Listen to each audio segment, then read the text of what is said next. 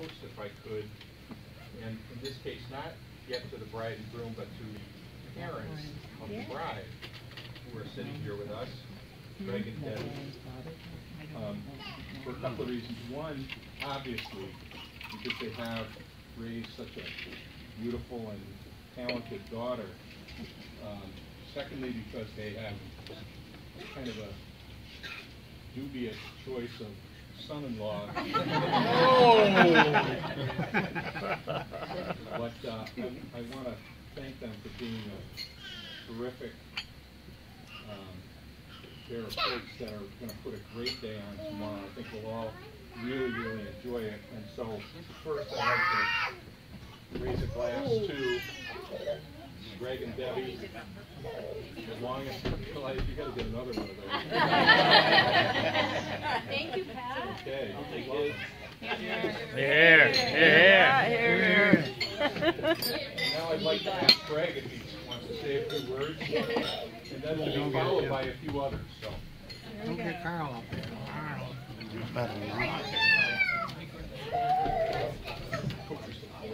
Don't cry, Greg. My wife and I would like to thank everybody for joining us, and congratulations for Lauren and Brian. And Brian, you're the cast me out. I think you're a better guy to have for my daughter. So Yay! We also want to thank everybody that came out to join us from Arizona, Michigan, Kentucky. No. Virginia. New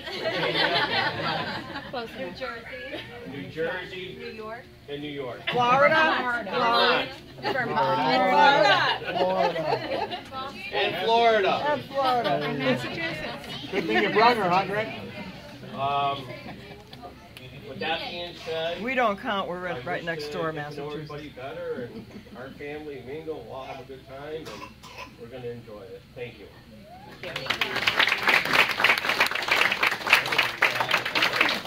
You want to say something, Carl?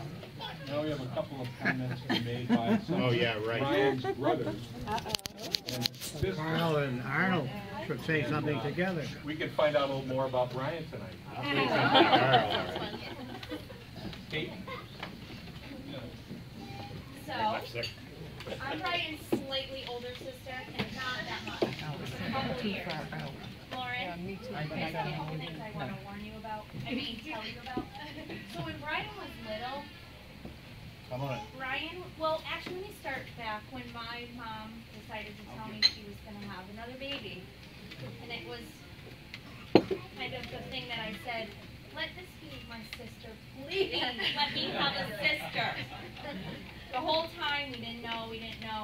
My mom, they came home, my dad said, you have another brother. And I went, okay, which other one can we get rid of then? We need four. So there he was, but he was super cute. And I took care of him a lot, loved him. He was absolutely adorable. Let's move ahead to 3 years. 3 years old. Brian would only, summertime, Brian only would wear blue shorts. 3 years old. Not just any blue. They were royal blue. With white piping down the side. So, being the youngest of 5, my parents didn't go, Brian, you gotta wear other things. They said, all right, let's buy him 4 or 5 pairs. So that's what happened. Brian got 4 or 5 pairs of blue shorts. Brian would only wear blue shorts, and my mom would say, Kate, can you help Brian to clothes? I'd be like, really? Does he need help? Blue shorts up there, I'm sure. So then, we would go out to, we didn't go out to dinner very much. There's a lot of us. And we'd go. The oldest 4 would say, oh, my parents would say, you guys can split a kid's meal, the 4 of you. Right, what do you want? Did you want that T-bone? Sure, it's yours. My dad said, what did you want? Oh, sure, Kate, Tim, Brendan, Dan, you guys have to split a kid's meal. That's fine. We were fine with that. We're all real skinny. So anyway, but he was a little dog. He was like my baby. I was 11 years older than him. So I used to take him with me a lot when faces and he's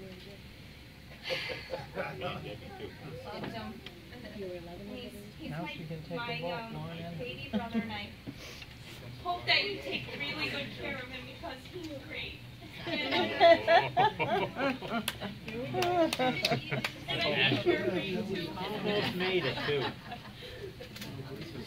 Wait, think of something embarrassing. Thank you guys so happy.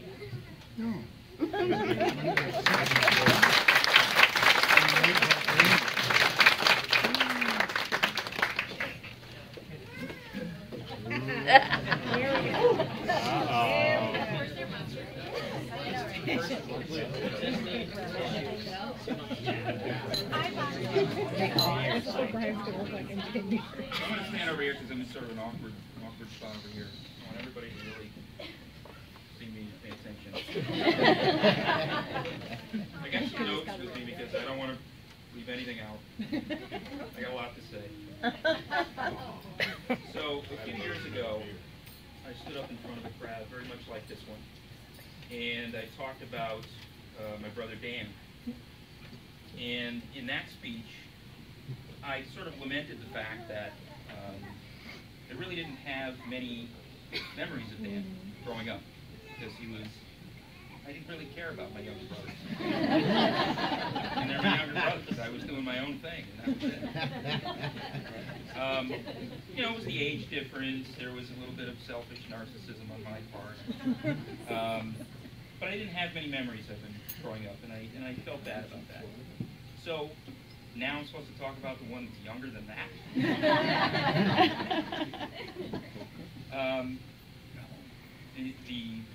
The spoiled youngest of 5 kids. You know, as Kate said, the one who got whatever he wanted, whenever he wanted it. The kid who slept in mommy and daddy's bed until he was about 15, I think.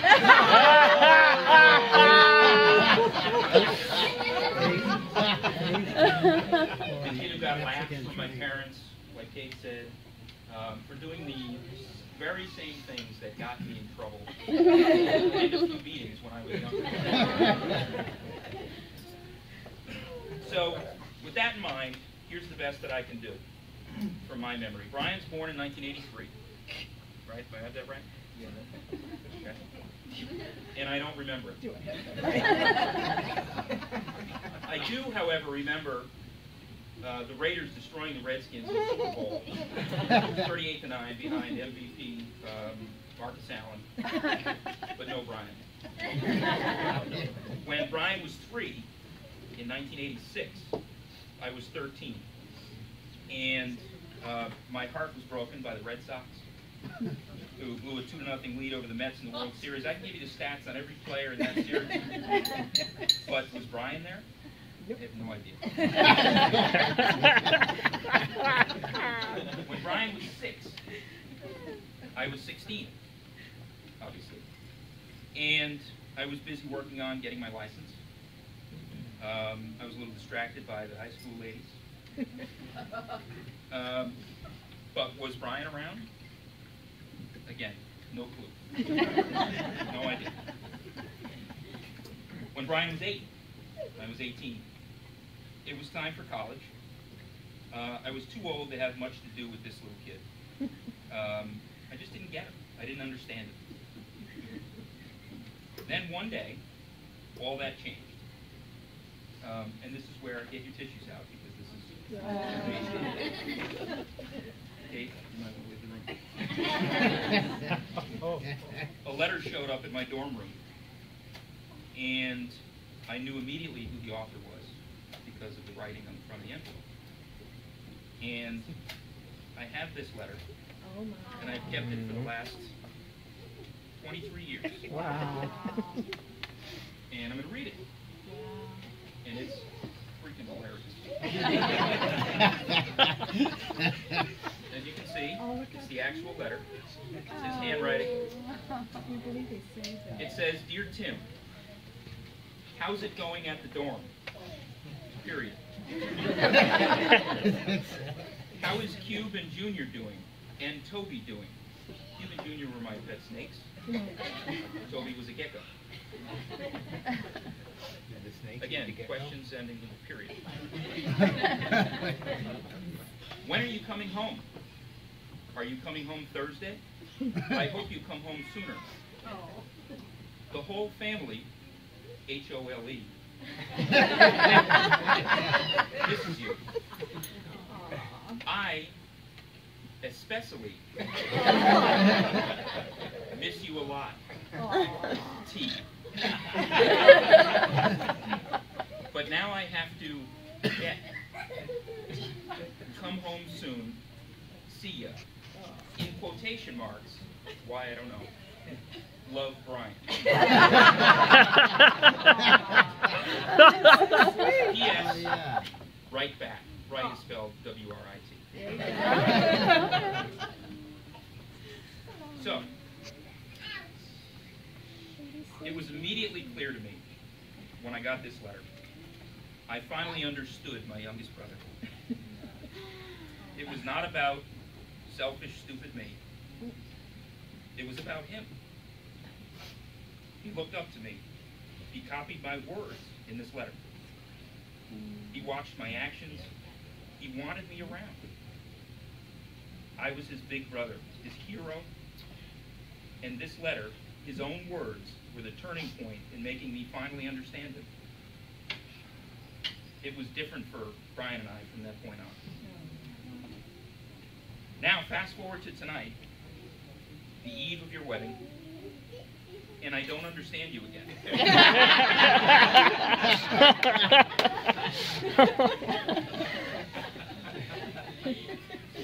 I've tried to impart my vast wisdom on the subject of marriage to you. For example, all marriages are happy. It's the living together afterwards that causes problems. My son, actually this happened, my son asked me the other day, he says, Dad, what does it cost to get married? To which I replied, oh, your freedom, your manhood, most of your hopes and dreams.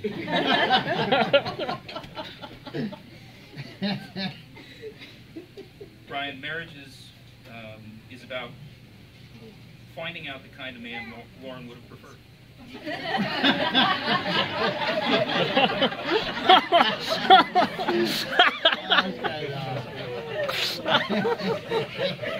But you chose not to listen, and now you're getting married. So my only advice is this: go to bed angry. It's better than staying up all night fighting, because you'll need your rest to win the fight tomorrow.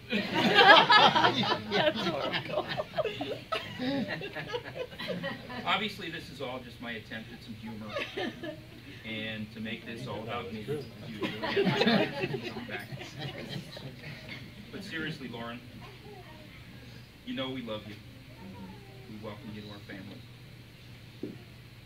We're a little strange, we're a little loud, or in Kate's case, a lot loud. But you've proven you can hang with us. So congratulations, and we're looking forward to tomorrow.